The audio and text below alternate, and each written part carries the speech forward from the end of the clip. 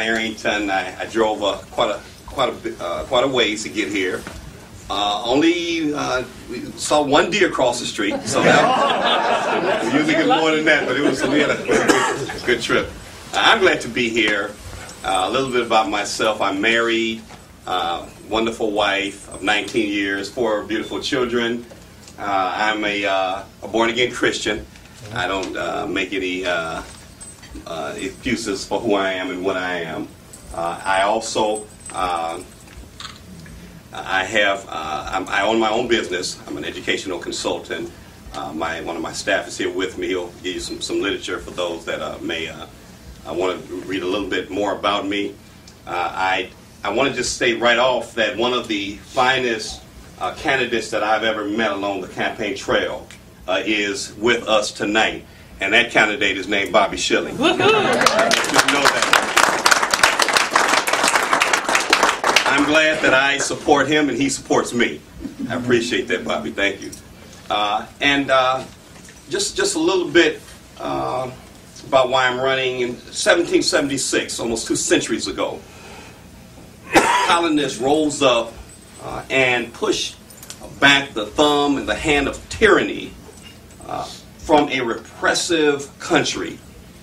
They fought against the Crown of England because of the crisis they were dealing with, a reckless government who cared nothing about the colonists.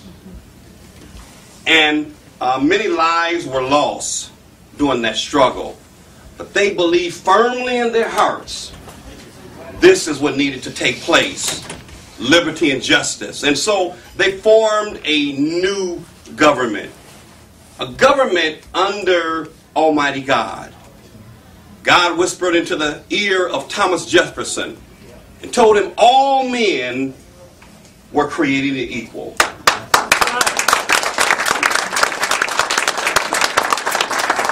They were endowed with certain inalienable rights: life, liberty, and the pursuit of happiness. I'm running because we are in a crisis in our government right now. These life, liberty, the pursuit of happiness, this is being threatened. The answers to our challenges are not more spending, more regulations, more rules, but it actually is less spending, less regulations, a stronger church, a stronger family, putting God back in the front.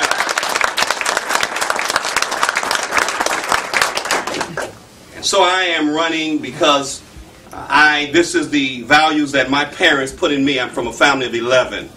And my father's a Pentecostal pastor. Any of you all Pentecostal? Anybody Pentecostal?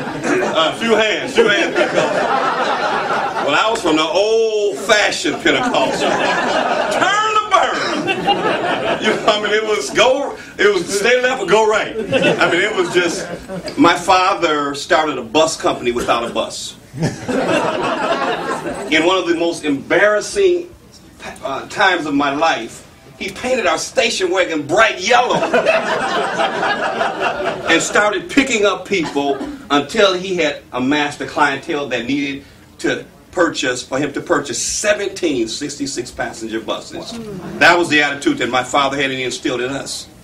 We would say, "Dad, Mom, we need a job. It's summer." They would tell us 2 words. Make one. This is America. And so this is what I grew up, this is what I am instilling in my 4 children. I didn't grow up on the uninteresting side of the mountain. I grew up on a very interesting side. And that's what brings me here today. After graduating from Chicago State University, before I went to Harvard, I got my master's at Harvard, which is another story we won't get into tonight. But I wanted to change the world, and I was hired as a community organizer. What was that? Community organizer? Is that a real job? Do they get paid for that? I mean, what's the deal with that? You could be president. No, hold on. We're going to talk about that.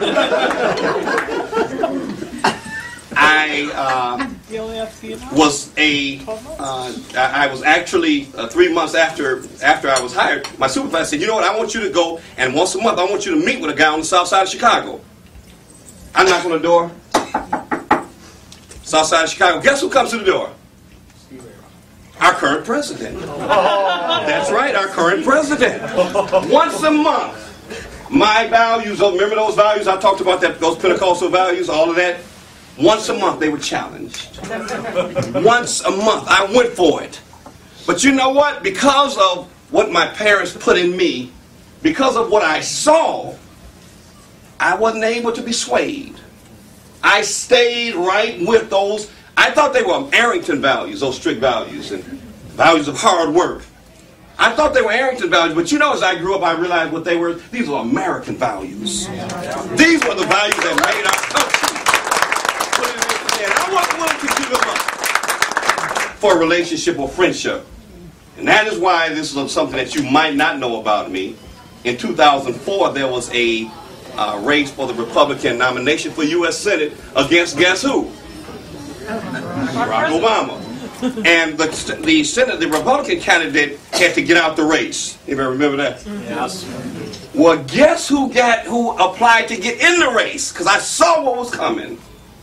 I figured, you know what? If you want a Harvard-educated black man, former community organizer, who believes in pro-life, yes, pro-family, yes, pro-Second Amendment, yes, no cap and trade, yes, no hate crime, yes, First Amendment, Second Amendment, Third Amendment, come on now. Yes. Here I am.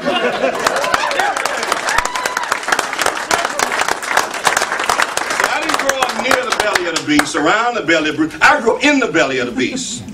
That's how I know. That's why I know that these values that have made America great, this is what is going to continue to make America great. That's why I'm running to reclaim America. That's our thing, to reclaim America. I didn't get that nomination in 2004. Our party, for some ridiculous reason, imported a guy from Maryland. I like Alan Keys, but he's a terrible candidate. And so I decided, you know what, I'm going to stand for what has made our country great. And I'm going to run again for the United States Senate. And here I am again. There's a lot more I could tell you, but I'll stop right there. I certainly would like, if you want another left-handed person to sign that document, I certainly would love to sign that document. But I appreciate being here. This is a time that we can take back. We can take back this seat and bring some conservative values and values that made this country what it is back. So I appreciate your time. God bless you all. God bless America. So how close are you to the community organizers now? You know what? I had a problem with them. When I long before many of you all heard of Acorn and Industrial Areas Foundation, all of that, I was going against them 20 years ago. 20 years. Yeah, 20 years. Now actually, that makes me feel a little better. Yes. Actually, community organizing is in the Constitution. When it says the right to assemble, that's community organizing. That's what we're doing. When you all talk about the Quincy Tea Party, that's community organizing. The right way. The right way. So community organizing in and of itself is not bad, but you just have so many people, and I went back then when I used to say they were poverty pimping. That's all they were doing. Just exploiting the poor. And I said I wasn't going to have a part of that. So I had some 25 years ago. I was going against them very, very strong. I just had to ask. You better ask. That's right. Any other questions that you might have?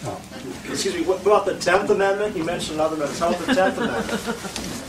I support all the amendments. I don't have I don't pick and choose. That Constitution is a divinely given document, and if our government would just adhere to the Constitution, we'd be all right. Amen. Just adhere to the Constitution.